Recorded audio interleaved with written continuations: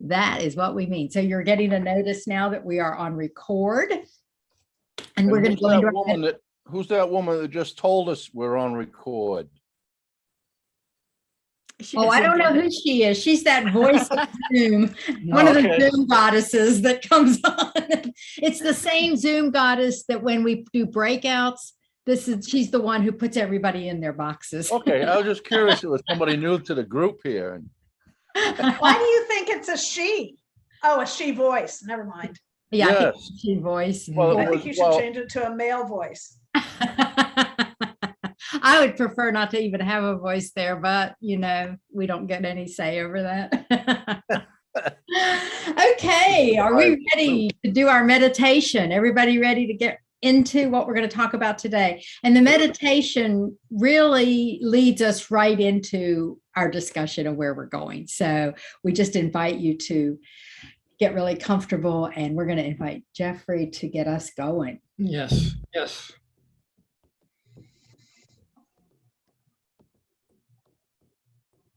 Not hearing it. Oh. For some reason, that's there. There it is.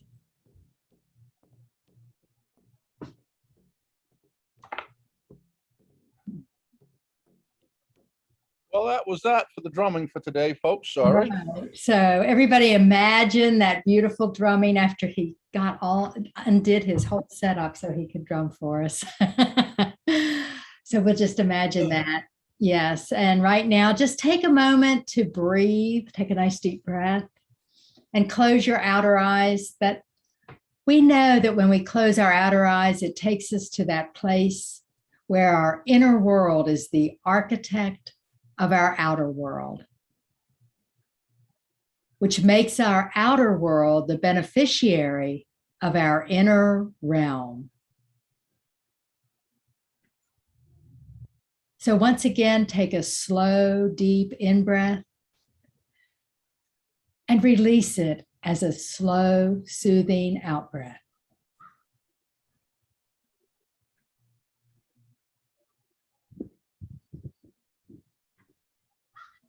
And know that only in calm, quiet waters do things mirror themselves undistorted and flawless. And only in a quiet mind is an adequate perception of the world possible. On your next series of in-breaths and out-breaths, think to yourself, I've moved beyond the shadows of an unenlightened ego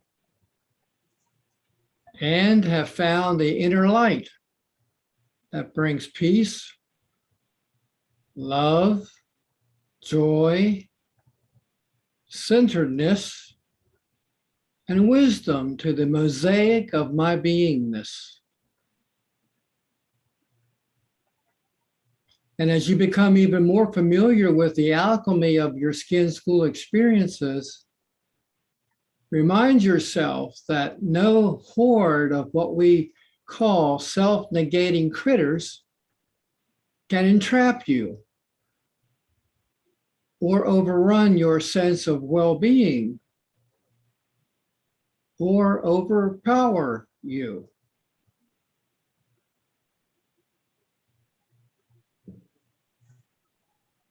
You'll probably recognize the critters we're talking about. Those critters are false assumptions, ingrained beliefs based on those false assumptions, self-defeating habits, feelings of unworthiness, fears, doubts in your ability to prosper, negative thinking, and a host of other wild and untamed thoughts, feeling, and action critters. We've all experienced them at one time or another.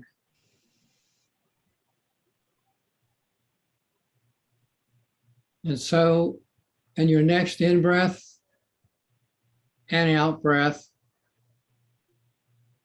let your inner peacefulness and inner strength and self-reliance be the lenses through which you enjoy each consecutive moment of now.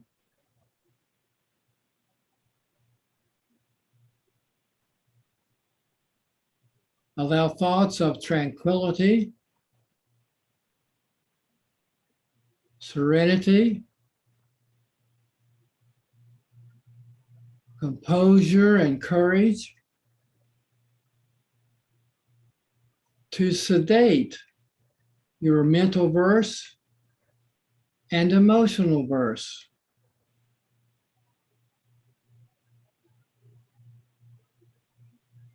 Add calmness, joyfulness, carefreeness, and effortlessness to your inner stillness.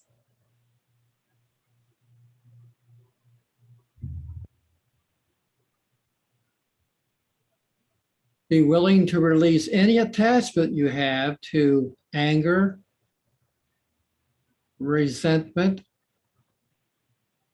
regret or revenge, fear,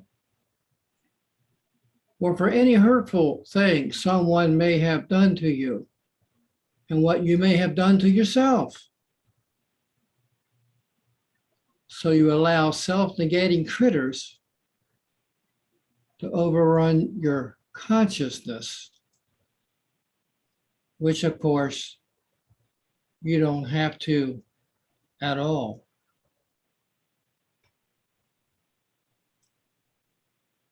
So with your next in-breath, make it a practice, commit to make it a practice to remain cool, calm, and collected, knowing you're connected. So those unwanted critters don't form outposts in your consciousness. Decide to remain unflinchingly more spiritual than religious.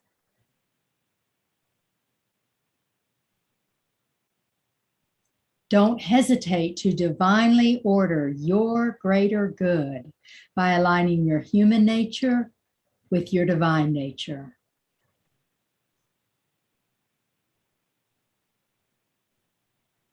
And with your breath, remind yourself that your life itself is a spiritual practice.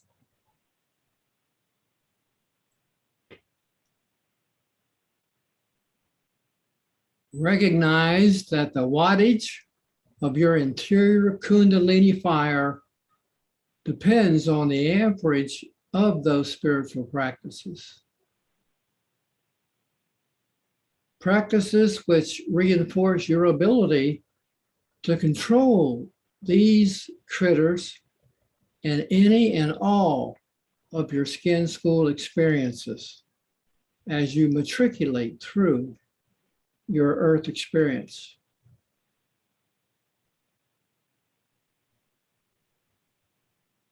And we invite you to listen to what we call the Acoustics of Amnesty, which are the positive thoughts and feelings of relief, joy, and bliss you hear when you've corralled critters that cross your path. Notice how fear, doubt, and lack of confidence go silent when you trust your intuitive wisdom and recognize your true, timeless spiritual nature.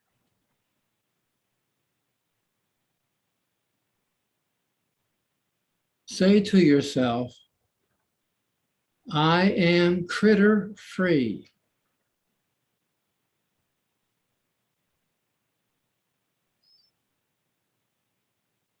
Affirm once again, I am critter free.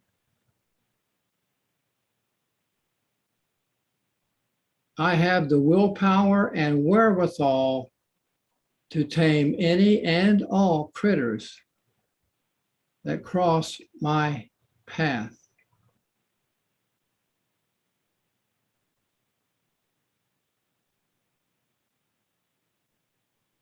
And so it is.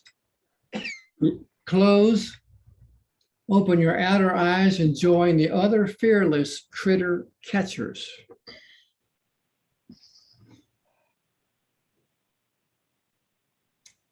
And welcome back. Welcome back. All right. So thoughts that came to you during the meditation. Anybody want to share?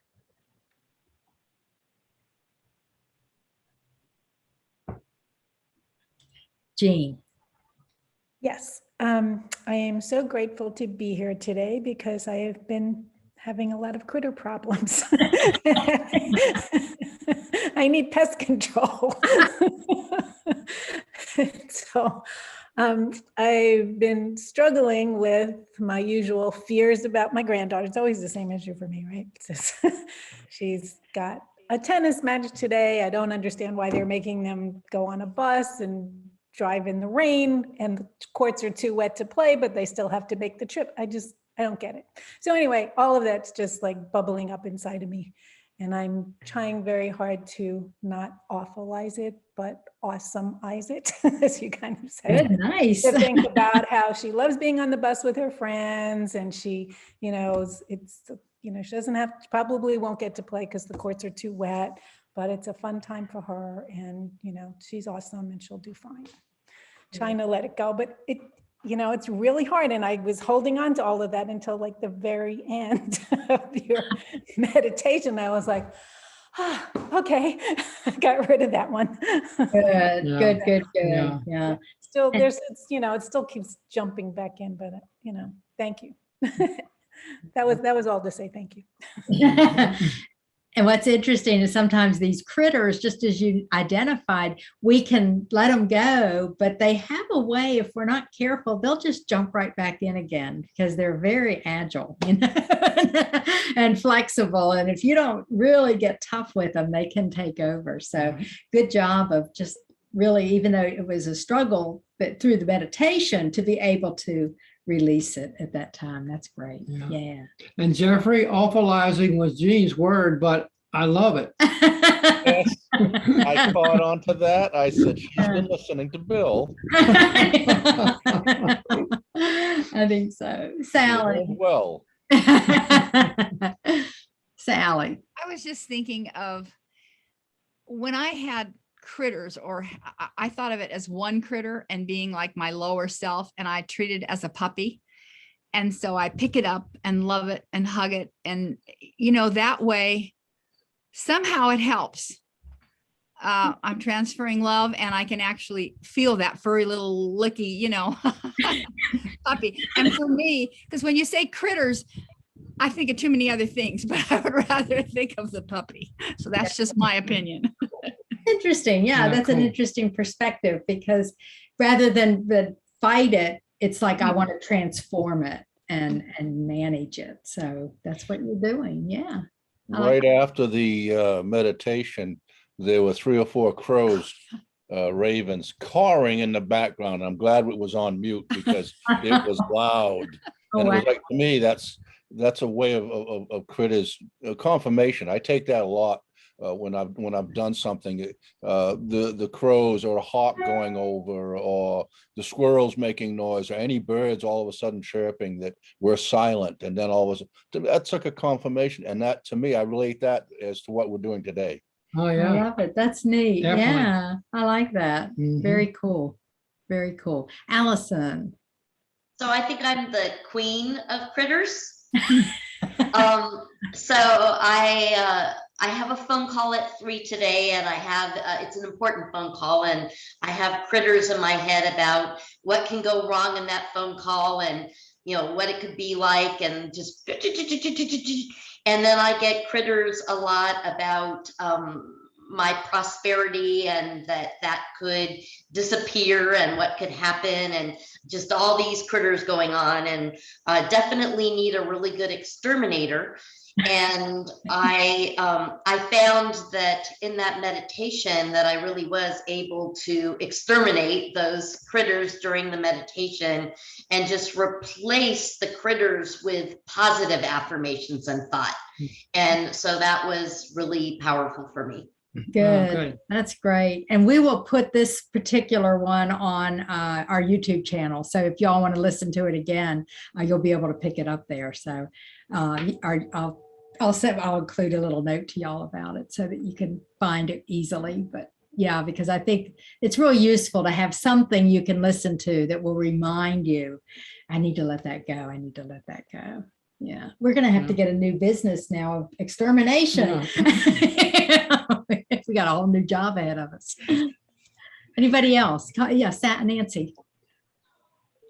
Well, I'll try to be quick. I had two thoughts. One is 2 weekends ago, I was with my family celebrating my mother's 95th birthday, and quite a few of them are from DC. And so we heard all the horror stories about the cicadas. And as you were going through that, I thought, there is no way that even if they had gotten in on that meditation, they could have gotten rid of them. I mean, it's an incredible, attack basically on the normalcy of your life. And the other one was that I might have shared this with you before when I was in counseling in the early 2000s with marital stuff. And my psychologist and I talked about having the monkey brain and having so much to do and just, not doing anything, just being paralyzed by all this stuff, and then emotional and physical and work and all that. And it was just so overwhelming. And he said, well, think of all these critters as gremlins. And I never saw the movie, but I could certainly, see gremlins with the teeth and just nasty, things just piling up. And he said, so visualize, you put them outside, kind of like a professor at college, like this he does with the students, and you open the door. You have to have a screen door because you just have to have the screen because otherwise they'll all come in again, but just let one in at a time. Just let one gremlin in at a time and deal with it. But prioritize, you got to look at them and said, that student has an F, bring them in, and so he went through this whole thing of it, but I hearken back to that often just because, but those are my critters I just have this visual of them, but I'm the one in control of the door. Yes, yes. And that's the key. It's kind of like a triage, a critter triage, where you figure out which ones are the primary ones that we need to deal with first or have the greatest severity. And probably what you'll find out is there's a lot of interconnection, like they support and feed each other if you're not careful. And so, but if you can handle one, very often that will affect or diminish a lot of the other ones too, because they travel together, fear, worry, doubt. They all kind of hang out together. And they easily multiply. Yes, they do. Yes, they do. It kind of reminds me of the time management book that I forget the guy's name that talked about it, but he talked about the monkeys, and if people come in and throw monkeys at you and you just have to throw them out again. You will not let monkeys come into your office. They have to go out on the back of the person who brought it in. It was a way to manage your time. And that's a similar kind of idea. I love it. Yeah. And Nancy, you mentioned cicadas. What's very interesting, folks, is that when you look at what we've been through the past 17-ish months, as of June, cicadas in the Northeast reemerge from underground every 17 years, in the South every 13 years. So here we have, quote unquote, attempting to reemerge after 17 months of the coronavirus. So we have a lot in common, it seems, with cicadas. And we've been about as noisy and obnoxious, I think, in some ways. But it's a survival technique for circadians, right? So circadians. So maybe it will be. Yes, as a matter of fact, when they emerge, they mate, of course. and it extends the life of their species. Cicadas appeared on Earth about 4 million years ago here in the Northeast. And what's interesting is because of their practices, when they reemerge every 17 years or so to mate, they'll probably be around for another 4 million years. The question is, will we humans, as we de-quarantine ourselves and hopefully learn a lot of lessons that we need to learn, will we be around for the next 4 million years? So anybody else That want is a. Well, I just want to say that I'm in the same page where everybody else is, and I appreciate the critter, because when I think of the word critter, I think of a pesty old little pest spider or whatever.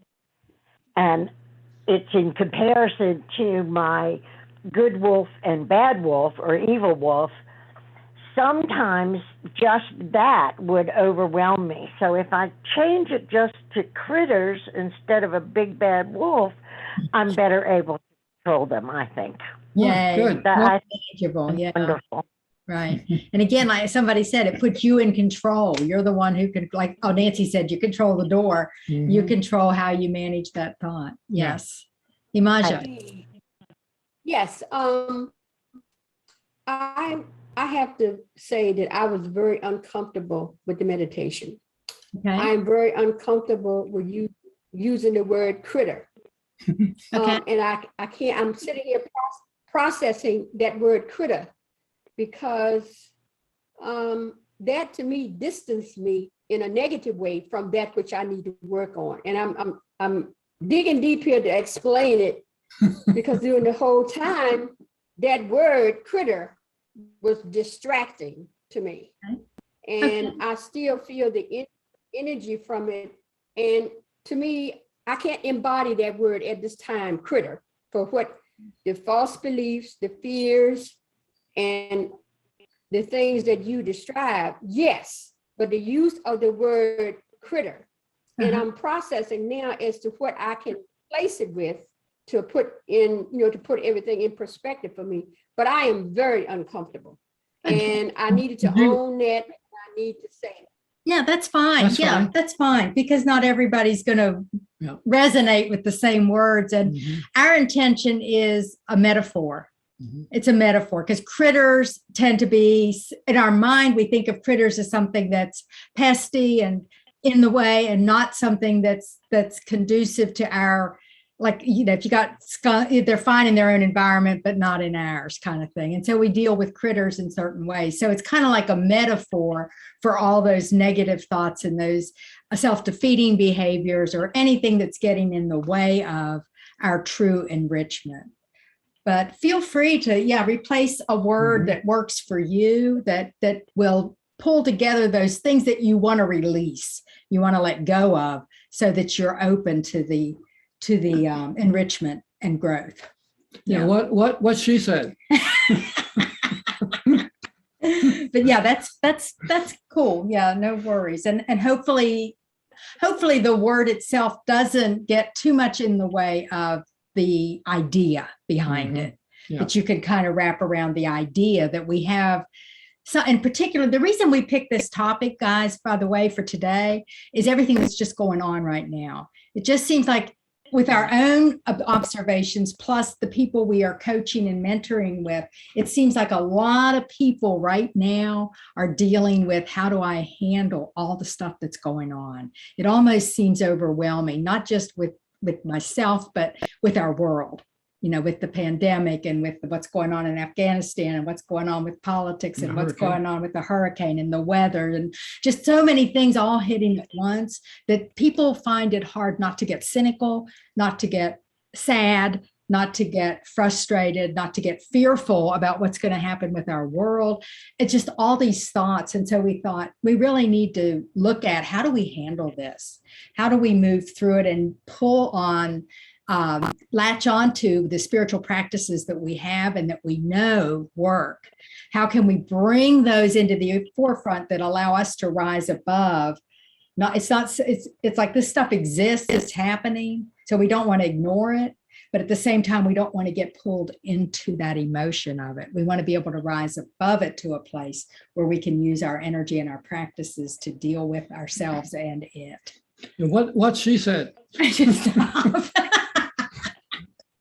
Well, Other people, what is that resonating with people? Yeah, Nancy, you were. well, I was just going to say, I can hear some of the other members of the cafe say, and Bill too, if we can't, we're the light warriors that have to stay above the fray. If we can't do it, then, we might as well not wait 4 million years to go. We might as well just walk off the face of the earth now. But I have felt that too, just on a personal level. I just said to Roy, a few days ago, I said, with these lingering things hanging on, and then of course Eric saying, oh, it could be 6 to 8 months. I'm like, I'm not listening to that. I'm not listening to that. I'm not embodying that. But just to say that I'm having a lot of trouble, like getting my vibrations up. Mm-hmm. And I've pulled myself out of this by purposefully pretending to be myself, which is, kind of almost making a joke of everything, and make myself laugh, make other people laugh. And that does it. It's like fake it till you make it. So I discovered, letting go of the fear and letting go of the frustration and everything was for me to just kick myself in the what, and just at least start acting like nothing's wrong with me, for me. So I feel like, but getting back again to, we're the ones that have to lead the way in this. There is so much that we don't have control over. Mm-hmm. But again, this is lining the world affairs at the door and letting them in based on what we can have power over, what we can control. And right now, I'm just preaching to the choir, obviously, but most of what we can control is our reactions and our beliefs in knowing that this is temporary. It has to be temporary. We want to be around another 4 million years, except for Renee, who said she doesn't want to come back. Which she said many times. I admit that, but I also admitted today that I'm rethinking that. Yeah. So that's interesting, because we could come back as guides and help too, to be part of this. So a lot of us probably are already, maybe this is a group right here. We're the ones who said, we'll go back. We don't want to, but we'll do it because we can bring the energy, because they're going through a rough time. And maybe, that could be why we're here. Allison? I just wanted to say that a technique that I use for critter control, because one of the things, as you know, Sharon, Bill, that I want to work on with you is improving my meditation abilities and techniques. But one thing that works for me now is I replace the critters with affirmations. Yeah. So when the critters start to talk, I just come back with an affirmation that literally like contradicts them and shuts them up. And so that's another technique for me, since I need work on meditation. But that's something that works for me right now to shut those critters down. Good. Awesome. Yeah. Good. And that's a great technique, because you're speaking to yourself, and we have that power of dominion. Remember that? And that's one of those 12 powers. And when we have that power, it just, we can overcome a lot through our affirmations. And it depends on how you treat critters too. Of course, we're talking about the characteristics that we mentioned earlier, but a critter, for example, a spider, Sharon and I have invited spiders back out of our home by simply capturing them under a glass and taking them outside. We do not kill them at all. And So, taking them backside to the environment that they're more used to. So that's a more humane way of making sure that we can displace critters, if you will, that kind of critter. We can do the same thing with the critters that we talked about earlier in terms of assumptions and some of the thoughts we have and some of the self-criticisms by not being harsh with ourselves or even thinking that or as a fundamentalist Christian would say, backsliding. It's not backsliding at all. It's continually learning to adjust to the environment. So as we get better at that, we can assist critters outside of the house. And house means consciousness, so it doesn't take up residency in our consciousness, and letting them go. And that's a better way of doing it, of treating these. Kind of goes with Sally's puppy. Yes, exactly. You see them as puppies. Jeffrey, you had a comment. I'm listening to this and conversations I'm having recently. One of the things that always comes back to me, what was shown to me years ago, and it's being said in a lot of different ways. Nothing changes if nothing changes. And it's a play on words, but it's been said in a lot of different ways. And I'm finding myself right now with all that's going on in the world, I cannot change the world. I can change the world I live in, which in turn, that's what I'm sharing with people is instead of approaching problems the same way you have been, I'm trying to do it. Maybe meditation doesn't work for you. Well, try something different, instead of a meditation, or do a meditation a different way. Just start to do something, the same thing. The end results that you want is still there. You have that there. You want calmness and comfort within yourself. No. But don't approach it in the ways that you have been, because unfortunately, our surroundings, energy in all of our fields right now is not the same energy as we used to have. That's around us. Our energy can change and hold together within us just by someone taking the time to speak to you or have a conversation with you. It's very interesting right now, conversations I've been having with people, my fire ceremony group. The conversations are going around that circle right now. They're just absolutely phenomenal. People are recognizing, instead of doing it this way, they're trying it this way here. And they're working outside of what the whole situation is and looking back in also. Yeah. Love that. Love that. And also recognizing, just something you said triggered for me, if we can learn to see the critters as an information, this is information. Like when you get real critters, it not only do you want to get rid of them, but you usually find out where the hole is in your house, right? Or where they're getting in so you can repair it. So instead of feeling bad because you're having those thoughts, just recognizing them, tell yourself, because I'm aware of it, now I can fix it. Now it's a warning to me. So it's information, and now I can handle it. And that kind of takes away the sting of maybe even feeling, putting yourself down, or that feeling like I'm not getting anywhere or I'm not growing. Instead, it's like I am growing because I see it, I catch it, right, and I'm able to do something to prevent it for the future. Yeah. And let them know that this is your abode and you're not getting in their abode. Right. This is my house, stay out. Yeah, I always love the affirmation. It's not, I don't know if it would qualify as an affirmation because it's got some negativity in it, but just saying that fear, doubt, and worry serve no purpose here. And you can put any words in there you want. And instead I claim whatever it is you claim. And just it's taking energy. Just realize that every emotion takes energy from you or feeds you your energy. And do I want my energy going toward those ideas of doubt or fear or worry or guilt or any of that stuff? Yeah. I would rather use it another way. Yeah. Imaja. I tell you, I'm in the country. I'm in the country, and I have huge nets. So when it's cloudy and raining, my service go in and out. So if I go in and out, it brought me back this time. Okay, but that's why I am. I'm good. I'm in Sass. Telling us that, yes. But to make a comment on what was just said, I can identify with the negative energies that come in, and I noticed that I am more sensitive to them now.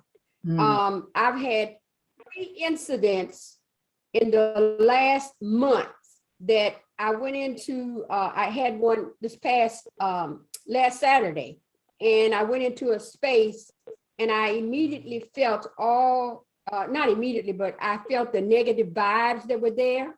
And it was a vegan place going in to get vegan food. And the food to me was not prepared with love. I mean, the service was awful.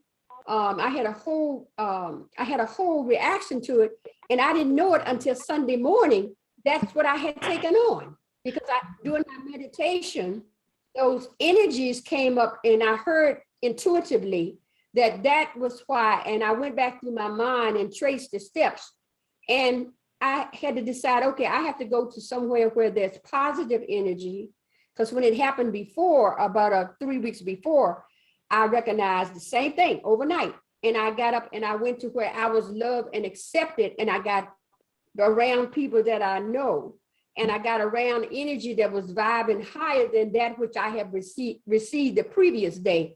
And then it just cleared away. So Yeah. I am in tune more now than what I've ever been, because of the energies that are so pervasive individually and collectively. And I feel like that's a gift from all that has been happening. Yeah, and that's Yeah. such a great technique, along with affirmations.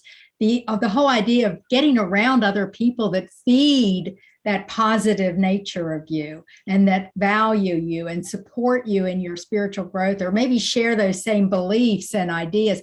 When you need that kick in your energy, you can get it when you connect with other people who have that same vibration. So Yeah. great technique. And some of the critters that we're seeing internationally, what's interesting about that is, in a way, it's a good sign, because when you've got these kind of things going on and these kind of decisions being made that this group doesn't agree with, there are many people who doesn't agree with them either. It's evidence really of a consciousness shift, of a paradigm shift. The old stale beliefs are recognizing that they're on their way out, and so they're digging in. So in a way, that's good news. The world is changing for the better, and there are folks like us who are putting our thoughts out ethereally and putting our actions out physically, are really are changing the landscape of the human species. That's the good news. Definitely.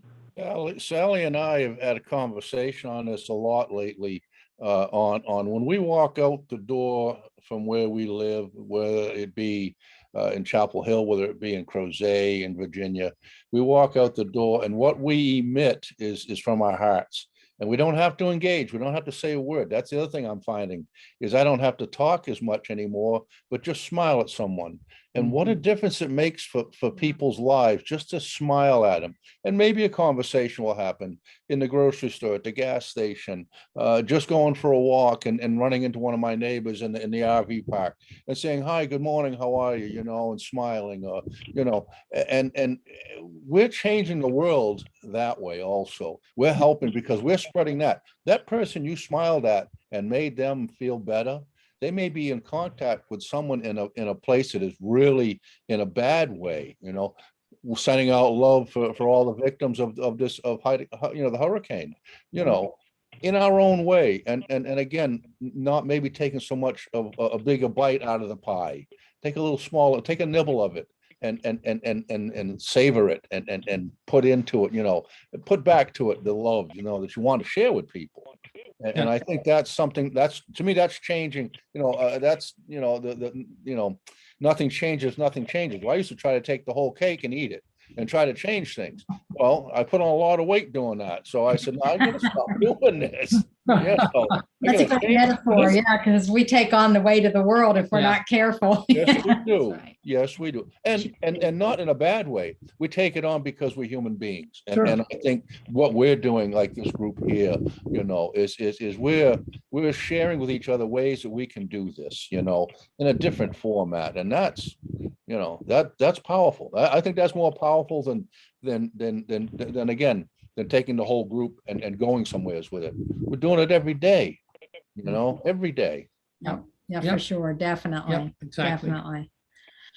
So what we thought we'd do is we created a little spiritual practice that could help you as you're dealing with the critters or whatever you want to call them that are surrounding you, or when you feel, literally, when you feel yourself getting weighted down by the news you're hearing or the situations you're experiencing or what your families are going through. I mean, it can become overwhelming. And so, first of all, just seeing them as critters is just a way to kind of put it in the right perspective. But then we're going to share right now, I'm going to share screen, and this is our spiritual practice, and we'll send it to you as well.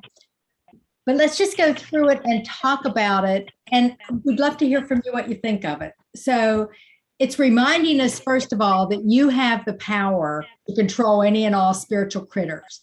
So all that stuff we've talked about, remember the power of dominion. You have control. You have the ability to control your reaction to it. That's what you're controlling. How are you going to respond? So we got three things to get. First of all, get real. And this means just, you got to acknowledge it. You know, if you try to hide from it, if you just say, even the idea of, I'm never going to watch the news. Well, then you're crawling a place where all of a sudden you don't hear anything, or you're not aware of what's going on, or you miss things. So, you need to know what's affecting you. You can't just ignore it. So the first thing is, you got to acknowledge the critters are there, if they are, and give them a name, identify what they are. Then you want to get on with it. You don't want to stay stuck in the story, which a lot of people do. A lot of people start talking about it, and then they start getting into these long conversations about it. Before you know it, everybody's getting cynical and depressed. So instead, you do not feed the animals. That's kind of the sign you want to put in your head, in your consciousness. Do not feed the critters, okay? And use all your spiritual tools to rise above. So as soon as we go through this, we're going to talk, what are all those spiritual tools? Because we've mentioned affirmations, we've mentioned that rising above, remembering the people. And so the third thing, going back to what Imaja said, get connected. So two things: get connected spiritually within, in terms of aligning your human nature with your higher nature by going to what we call spiritual headquarters, that domain of the divine within you through your meditation, but also get connected by hanging out with people who support your spiritual growth. So what do y'all think? I'm gonna stop sharing so that we can talk about this for a minute. How does that resonate with y'all? I'm hearing myself. Am I like vibrating my voice? Oh, good. Okay, it's just here. Good. Okay. So feedback. What do y'all think of the idea there?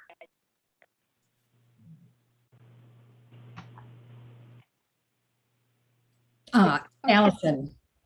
I think the one of them that's a big one for me is the hanging around like-minded people, which is, I think, a lot of why we're all in this group. But it's so easy to be out there in the world, and especially I'm personally very empathic, so to sort of absorb the negativity out there. And is your name Jeffrey that's with Sally? Yeah. So as Jeffrey said, hanging around positive people and then putting that positivity out there in the rest of the world, you can make a difference, just one mind at a time. And it's contagious, whether you're hanging around negativity or positivity. And so I find that by hanging around like-minded people, that's contagious to me. And then, as Jeffrey said, you go out there and that's contagious to other people as well. Yeah. Yeah. And we just can't emphasize enough how important that is, because it's so easy to you really get insulated totally. And even Myrtle Fillmore said, meditation is great, but you don't want to stay there. You meditate, and then you need to take what you're learning, what you're hearing, what you're experiencing, you need to take it out into the world and use it. Yes. And so I think that's a really important key. Other comments, Sally? I was just thinking back on what happened this week. My grandson called me 2 days ago, I think it was 2 days ago, and kept saying, "Grandma, I'm okay, everything's fine." And I didn't quite get what he was saying, but he was at that school shooting in New Hanover, where Wilmington is, and he was right there. And And at first my heart went in my throat. And then he says, it was kind of surreal, Grandma. He says, you know, you hear about this, but when you're right there and you're seeing it. Anyway, luckily Jeffrey was with me. And I mean, I didn't go out of my head, but I found myself, the next thing he said was, well, I got to go make some lunch. So I thought, oh, he's fine. But then I guess I felt myself sending out to everybody concerned. I could just picture those parents who had kids there. And there was one child shot, but he was in the ER, but he's fine. But anyway, things like that on the spur of the moment, you can't let yourself just go absolutely haywire. I mean, that's a big critter, but I guess if you change your thought pattern, and Jeffrey helped me with that, which hanging around like-minded people. Right. Yes, that helps a lot. But yeah, thinking positive, sending out love. That's basically what I tried to do. And that made me feel better because sending out love kind of changes your insides a little bit. Yeah, it sure does. Yeah. And what we have to realize is, you know, one of our favorite phrases is the present moment is my time zone. And when we start writing a story about what could have happened, and then we get all caught up in how awful it could have been, then we're living in a future that didn't even exist, and we're letting that be critters in our consciousness. Yeah. So coming back to this now moment and acknowledging it, and then looking at what you're sending out in this moment. Yeah, definitely. One of the things that I found on this plane, in my life and on this plane, we were never taught or shown how to react to situations other than in fear a lot. If we're around people and one person ends up with fear, and they can spread that fear with a small group of people like a wildfire. And I don't want to use, I'm sorry about using that because of the fires, but you know, it's like, No, but it's good. no one was shown that. We weren't shown this. And now that's one of the big things, again, that I try to share with people is approach it differently, and don't become part of that negative group that's talking over here about that. You know, well, you know, this is going to happen. Well, maybe that's not going to happen, because in my heart, I didn't want to hear what happened to her grandson. Yeah, I did want to hear it, but I didn't want to react to it as I could have 40 years ago, you know, when I was growing up, and we weren't shown to embrace it and give it, you know, give love where you can of it. And now being able to do that and passing that on to people, and some people won't accept it, and others, if it's just a seed that I like to plant, to maybe the next time there's a crisis situation, instead of letting your energy go to, oh no, go to, how can I help here? How can I bring calmness and comfort? And I see that happening a lot, and I'm really glad of that people are approaching it differently. Yeah. And now, one thing to recognize, and I just kind of want to put this in kind of a balance, is that things are going to happen in life, in your experience, that you are going to have emotional reaction to, and that's okay. I mean, I think we need to acknowledge that to experience the emotion that matches what's going on, that's not a bad thing. What you want to do is remember you've got inner resources and tools to help you through it. Right. And you've got people around you who can help you through it. That's one of the powers of prayer partnering, is because some people say, well, you know, if I can't change things for people, what's the point? But the whole thing is, sometimes people they're not in a place where they can be that strong for themselves. But it's so helpful to have other people are being that strong for me and with me, and helping me through that particular time. And I think we've probably all experienced that at one time or another. So both those things are true, that we want to make sure we're approaching it positively. And when we can't, for some reason, the emotion's just too strong, to remember that we're not alone. We're never alone. And that we've got these tools that can help us, and we can move through it. We can visit there. We just don't want to live there. You know, you you can pitch a tent there for a minute, but do not build a house there. Okay? Exactly. Yes. And I share that with you. I agree totally with that. Yeah. It's hard for us to break a way that we were taught Mhm. sometimes, Oh, you yeah. know, and it's not that I don't care for what just happened. It's just that I care in a different format now. Right. Like you were saying, I can't get rid of that instant, immediately feeling fear of, oh, you know, that's, you know, how horrible is that? But I try to instantly turn it around as how can I change it? Approaching any situation from a different side is what I've learned how to do over the years, and it's really helped me in my life when you know, when scenarios come up.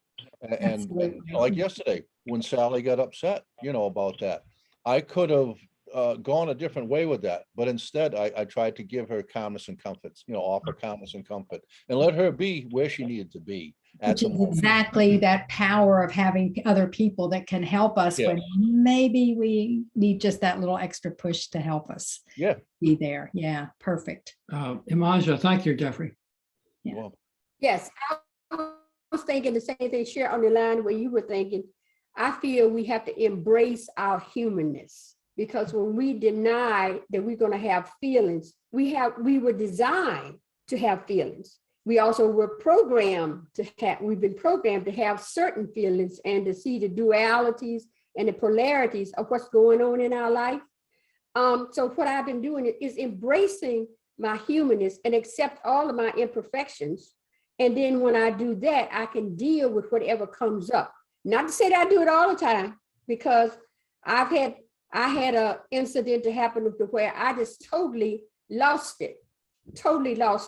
But I did recognize that I needed to make amends, because I have triggers. So I've started writing down every day what triggers me. That lets me know what I need to work on. I keep a journal of what triggers me, what inspired me, and was I the best version of myself today? Was it better than the day before? And then what message did I get from my soul? So that's what I process with. Cool. Nice. Yes. Nice. Yes. Thank you. Yeah, we're powerful to see what we can do to improve. Nancy? I just have one comment on what Jeffrey said, which I just came up with, because just well, anyway, when you said we didn't learn how to deal with the fear, we weren't taught in our childhood or anything like that, and that's because I don't know if I can articulate this correctly. I mean, the fear is still our old amygdala, the fight, flight, freeze, that is the genetic, over the decades and I mean, millions of years, response to a negative situation. What we haven't been taught until we made the determination is to have the intention not to let that kick in, not to just have that reaction be automatic. We have to control that, because it's such a big part of our being human. And it's still a thing that, I mean, at some point there's got to be a brain surgeon that just says, I'm gonna calm this down a little bit. No, I'm gonna come up with something brilliant that cuts out that, just cuts it in half anyway, so that we don't all die of heart attacks and stress with cortisol, because every time we have fear, we release all that stuff in. What we should be learning, even as soon as we can talk, or as soon as we can think on our own, is how to have the intention of not allowing that fear to overtake us, and to suppress the reaction that just comes naturally, genetically, to suppress it and force the mindfulness to kick in. Well, thank you. And I'm going to caboose what you've just said, Nancy and Imaja, with this statement that the programming that Imaja mentioned that we've all grown up with has been a sentient programming based on human Homo sapiens evolution. And that evolution has been based on a religious background, a religious mindset, and a worship of a God meme. All that being said, part of the programming too that we have that humankind is beginning to pay attention to is the programming that we are the ultimate reality actualizing in human form as us, moving beyond the religious mindsets into a more spiritual mindset. That's a different kind of programming, totally, from what we've all been taught. And that's the differentiator, and what Jeffrey was saying too, in terms of how we go about our daily lives. And whenever anyone meets us, they get a certain impression of who we are and how we are. And the more we can identify, as Sally said, with people of like mind, people who have moved beyond the dogmatic religious mindset, there's hope for humankind, but we really do have to put old habits behind. And dogmatic religion is one of the old habits, one of the old critters that we've got to put out of the house, put out of our consciousness. And if I can piggyback on that with the fight, flight, fright, and freeze is the other, fight, flight, freeze, Please. fright, please, whatever. Anyway, all of those natural responses. We also have, excuse me, the calm and connect response, which is just as innate in us. We just haven't been taught it. And that's that breathing that we've talked about. You've heard us talk about it. And it truly is incredible how it works when you're starting to feel that panic. Is just inhale to a count of 4, hold it to a count of 7, and exhale to a count of 8. I mean, it is, if you do that 3 times, I swear your whole stress experience changes and transforms. And if the recent news we've gotten from medicine is correct, and I like to hope it is, dark chocolate, coffee, and walnuts are good for us. Yes, yes. That's some of the best research I heard. We haven't explored who funded that research. We don't know that answer yet. But I just immediately, my confirmation bias just embraced that research. Sally? I have a quick question.